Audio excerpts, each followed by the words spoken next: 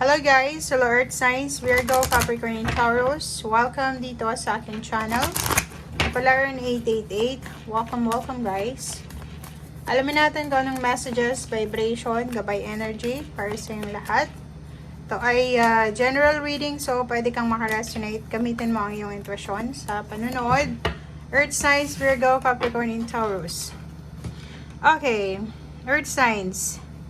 Sa araw na ito, nakikita natin yung posibleng pagpaplano para sa pagpapakasal. Okay, pwedeng sa West ito, or pwedeng yun, sa judge or sa mayor. Meron din ditong relationship na posibleng mauuwi sa hiwalayan. Okay, so posibleng kung nasa ibang bansa ka, nagpo-proseso ka ng divorce, annulment, or kung ano pa man. Yung iba din sa inyo dito, posibleng isang unexpected income or hindi inaasahang pera or income ang posibleng makuha nyo sa araw na ito from someone na may pera, mayaman, or financially stable. So, pwedeng makautang ka sa isang mayaman na tao, or pwedeng meron ditong financial success na makukuha ka sa isang tao. So, proposal para sa trabaho, investment, or posibleng tulong pinansyal. Parang ganun. So, comment down below if resonated ka.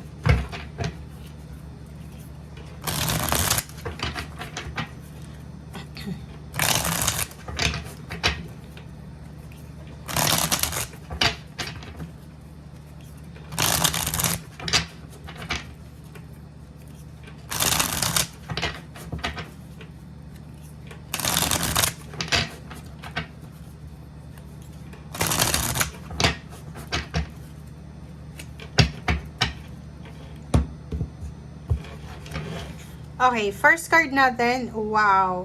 So, nakikita ko sir dito, Earth Signs, na sobra-sobra yung focus mo para sa pera, 'di ba?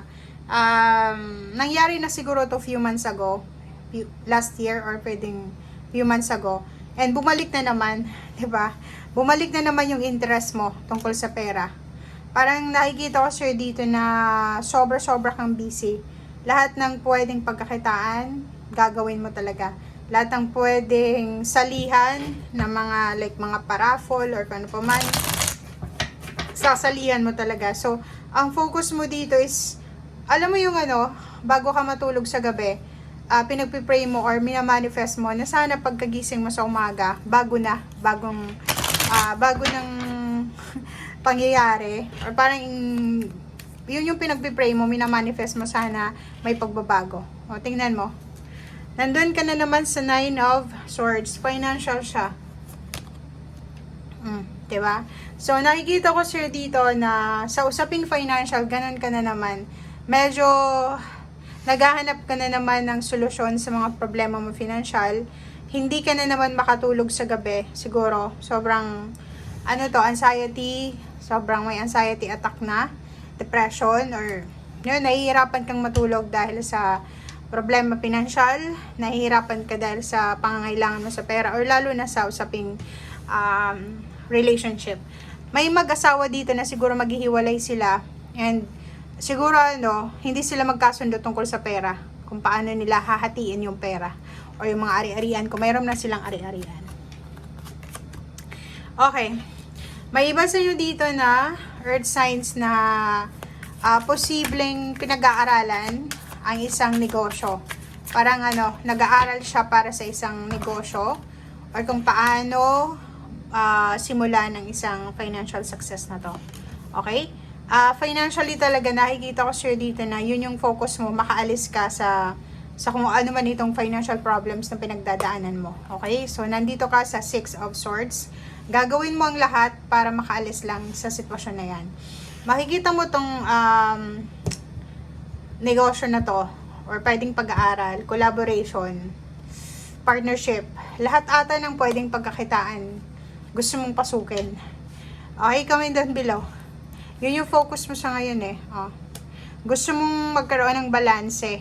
And itong number 7, 8, 9, unexpected income, and Six of Pentacles. Parang resonated sa bawat isa na naghahanap ka ng isang tao na pwedeng makatulong sa'yo. Like, yung mag-finance sa negosyo mo siguro, magpautang sa'yo, it's either naghahanap ka ng financer, or pwedeng naghahanap ka ng isang tao na pwedeng makatulong sa'yo. Kung ano man tong problema mo sa financial. May iba sa inyo na medyo nawawala ng pag-asa, 'di ba? Nawawala ng pag-asa, especially yung Taurus siguro in Virgo. Nawawalan kayo ng pag-asa dahil sa financial problems nyo. Yung iba sa inyo dyan, if ever may trabaho ka, balak mong mag-resign or balak mong umalis sa trabaho, lumipat ng ibang trabaho or magpahinga. Or yung iba sa inyo dyan is unemployed ka, balak mong mag-travel, umalis dyan sa lugar kung nasaan ka man sa ngayon para maghanap ng trabaho sa ibang lugar. Success.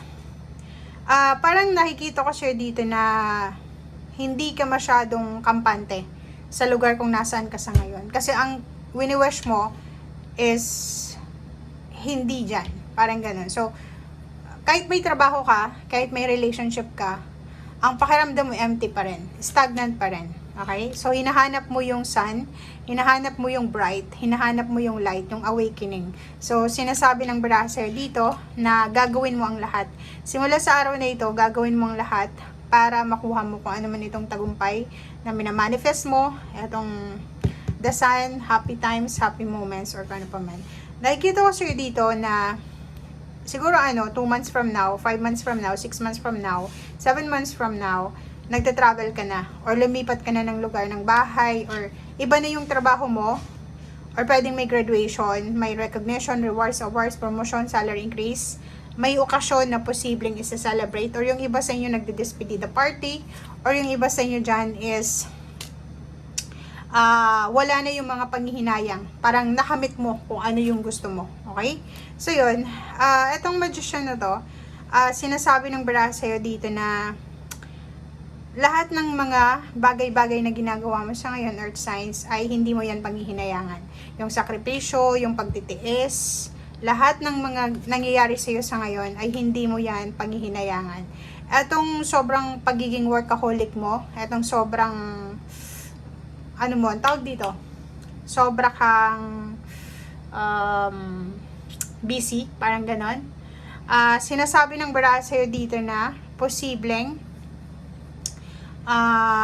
eto yung dadalhin mo in the near future. So, ibig sabihin niya, kung ano man tong ginagawa mo sa ngayon, pinagkakaabalahan mo sa ngayon, ay posibleng may positive outcome to. So, walang guys, walang tapon. So, hindi ka dapat nangihinayang sa kung ano man yan. So, be courageous, be strong, dahil may good news na parating sa'yo.